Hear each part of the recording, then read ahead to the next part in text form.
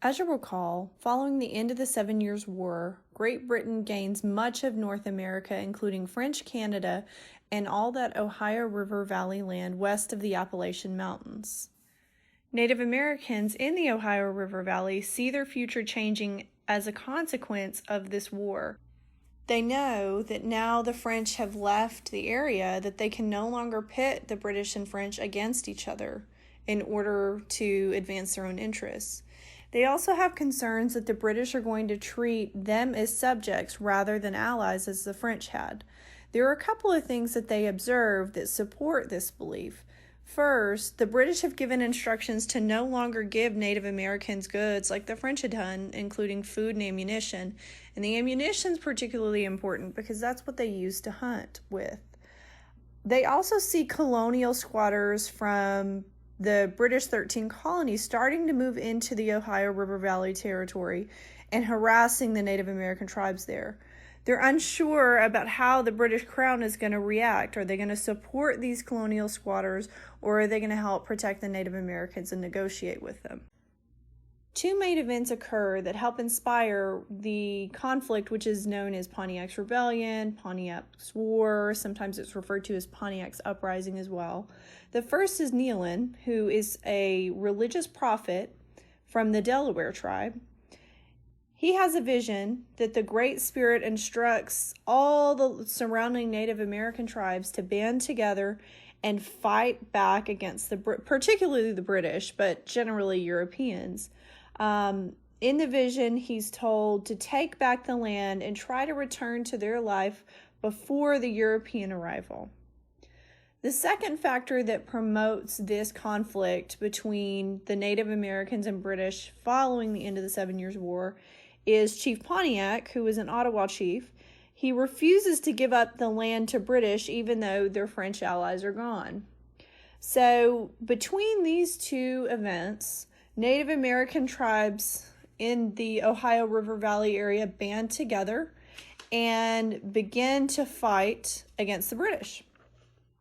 They attack 12 British forts, and they take 8 of those 12 British forts. About 2,000 people are killed in the course of 6 months. The settlers that are on the frontier and those people that are squatting in the Ohio River Valley, they're driven from their homes back towards the more established colonies in the east. And what amounts to a kind of small rebellion, it grows in the sense that it takes the British 18 months to end it. So there are a couple of different reasons why Pontiac's War finally ends. The Native American tribes who've banded together start to experience food and ammunition shortages. Another reason why the conflict finally ends is that British officers give out blankets to the Native Americans. They are intentionally infected with smallpox, which triggers an epidemic, and that hits the Native American tribes who have banded together particularly hard.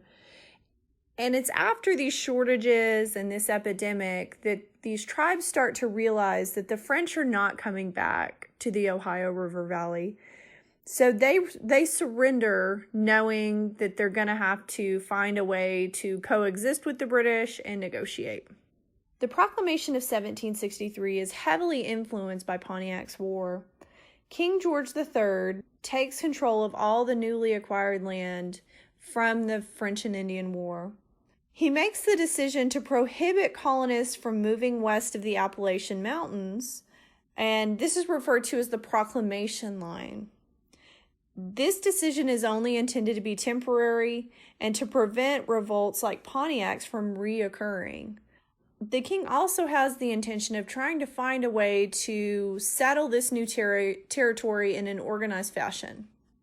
On the flip side, the colonists see the Proclamation Line in the Proclamation of 1763 very differently. They're angered. They see this decision as a permanent decision, whereas the king had intended it to be temporary. They believe that the Native Americans, who in their minds are not superior to them, they're not even equals, they see the Native Americans receiving preferential treatment from the crown. In particular, your veterans who fought in the French and Indian War are angered by this decision. They saw the land as a reward of their sacrifice in war, and to see the crown back Native Americans instead of colonists, it creates friction. For the most part, the colonists ignore the proclamation and continue to move into the land, which will be one of a series of conflicts between the colonists and the crown that will come over the next couple of decades.